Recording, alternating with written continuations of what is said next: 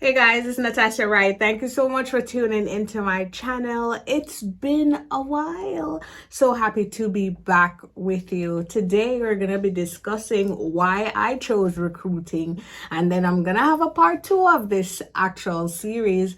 And then at that point in part 2, we're going to be talking about, is recruiting something for you? Should you, or how do you start your very own recruiting agency? So stick and stay. It's going to be awesome.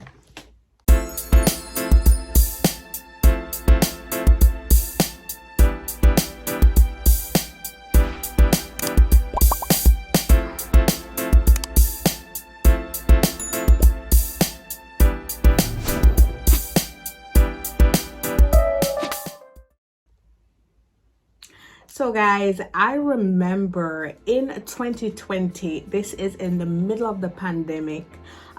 So many persons lost their jobs. So many different things were happening. Actually, let me backtrack. At the start of the pandemic, I lost my 9 to 5 that I had for 10 years. Yes, that's what I said. For 10 years, I had my 9 to 5. I lost that. No, I was made redundant, so I didn't leave on my own free will, but the company closed, so I was made redundant. And I remember being in that state, worrying about, like, how are we gonna eat? That was the question of the day. What am I gonna do? Yes, we had our business, but we were in the middle of lockdown. So COVID was happening, and we did not know what we were going to do, because as professional speakers, we had to actually travel to go to engagements, and everything was shut down. Now, latter part of that year, in 2020, I was doing consultancy for a mid-sized firm, engineering firm. And while there, I know a lot of persons would call me from time to time to say, hey, Nas, do you know anywhere that's hiring? I need a job. Can you help me? I know you know people. I'm sure there's somebody that you know that needs an assistant or needs somebody. So, I kept saying, let me check around. Let me see if I can help. Now, guys, while I was doing that, it was actually working, because I was making connections for individuals, not even realizing that it was working out. Right? Now, on the flip side, I was also getting calls from companies who were saying, CEOs that I knew from being in the corporate sector, doing trainings and so on. They would call me and say, hey, Nas, do you know anyone who would be suitable for this role? And, I would recommend a person or two. Now, I remember being at home one day in particular when a former colleague called me, and she said, she sent me a WhatsApp message, and she said, you could actually start a recruitment agency. And I thought to myself, like, nah, I don't have the time. I don't even know. I don't even know if I'm that confident in recruiting and so on. And she said, of course, you're doing it. You know a lot of people. You're always networking. Yes, you can. Plus, HR is actually my background. I've been in an HR department for 10 years. And so, I started thinking, and then I finally decided that, you know what, I'm going to give this thing a try. Now, guys, let's fast forward. Since then, since the conception of the idea that I could do recruiting, my company, Mind Food International Leadership and HR Consultancy, has just about 100 employees. Now, I'll talk to you in part 2 about what kind of engagement those employees are under. However, I'm just saying, listen, do not despise the day of small beginnings, because I had no idea whatsoever that this would have happened out of thinking that I could help people find jobs. Now, recruiting is a rewarding experience each and every time. It's a great field to be in. It's a great career. And I really decided that I was going to dive into this thing because I have a knack for people. I have a passion for people, and I am passionate about people being in the right environment, an environment that is conducive to growth. And a lot of people want to leave some very toxic situations, or you have persons who are unemployed. And so I said, it's so fulfilling knowing that persons are able to put food on their tables, they can afford to do nice things, or they're just comfortable in their 9 to 5. And so recruiting it was. There are a lot of ups and downs so far when I look back on when I just started to where I am now. However, for the most part, it has been a great experience. Now, let me tell you something. Recruiting does not have to cost you a lot. No. So as your team grows, you're going to find that you need infrastructure. You're going to find that you need certain softwares or tools. However, it's really up to you to keep it at a minimum. So you can use all your Microsoft Word, your Excel sheets, your Google Docs, whatever it is, to keep you up to date so that you're able to track progress of sending persons on interviews and so on. And it's really up to you. You can decide at what level or what pace you want to go at. But for me, at that time when I said I was going to start, it was really about flexibility, because I was not interested, and I am still not interested in going into the workforce or the work world into a 9 to 5. I need my flexibility. I got to travel. I like moving around, and so recruiting, has been attractive for me. Now, it's very low cost, let me tell you, because I pretty much use my phone, my laptop. I don't use tablets really. And if it were up to me, I would use my phone to do everything. But of course, not all my documents or spreadsheets and so on. It's not really compatible or user friendly to use a tiny phone to look at this big spreadsheet. But I made stuff work. And it doesn't matter where I am, what I'm doing, I can tap into my recruitment agency. I can speak to my clients. I can speak to my staff. I can get things going. And that's why I love recruiting. Another thing about recruiting that a lot of people may not tell you is that, it's all about networking.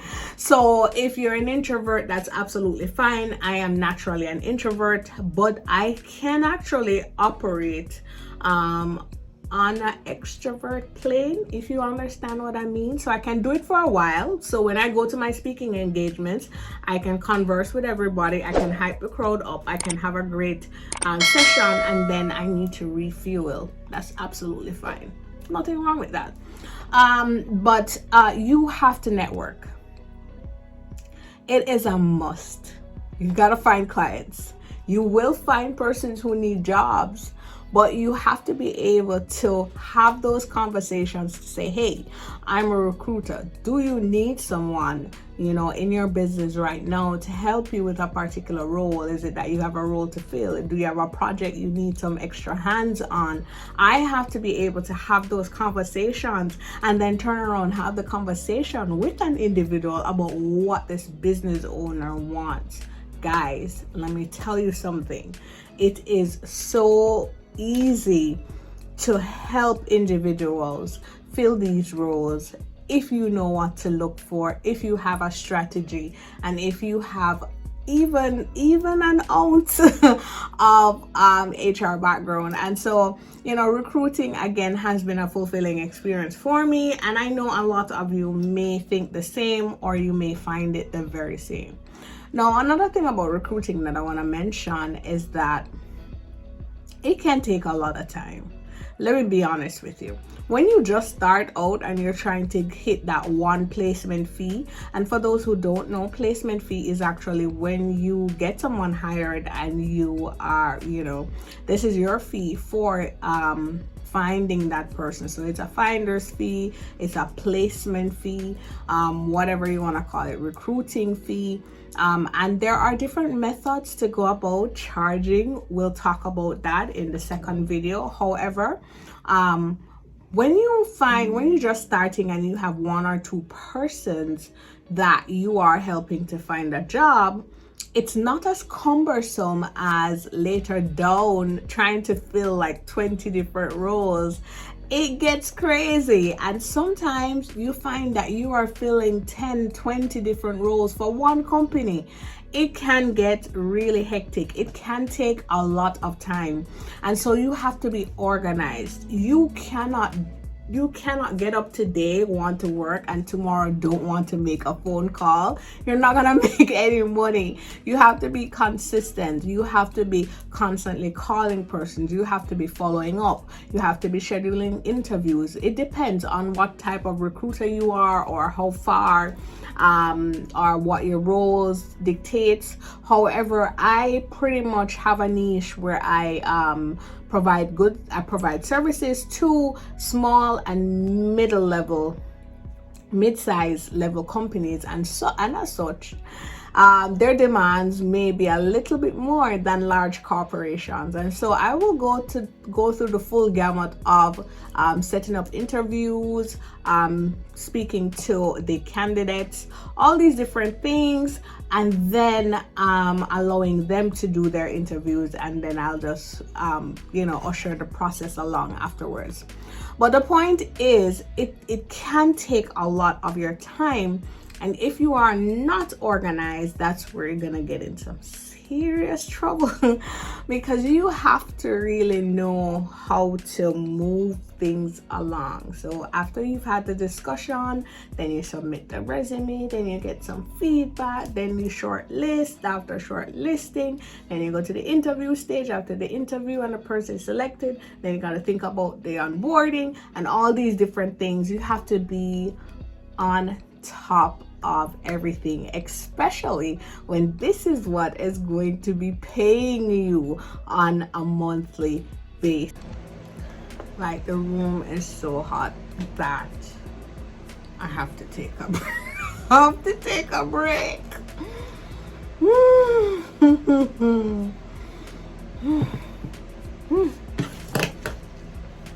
Yeah. Welcome to the wonderful island of Jamaica.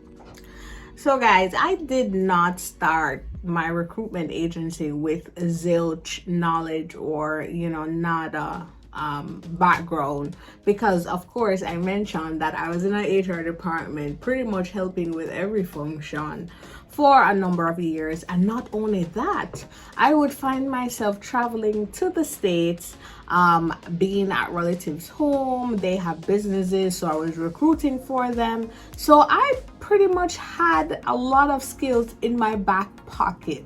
So I really didn't start with no expertise at all. I had some information, but that did not mean that I didn't sharpen those skills within the first few months. So I was watching almost every YouTube channel I could find. There was one in particular that really helped me to shape and mold my craft, and that was the Millionaire Recruiter. That woman is just absolutely amazing. And I binged watched her stuff, like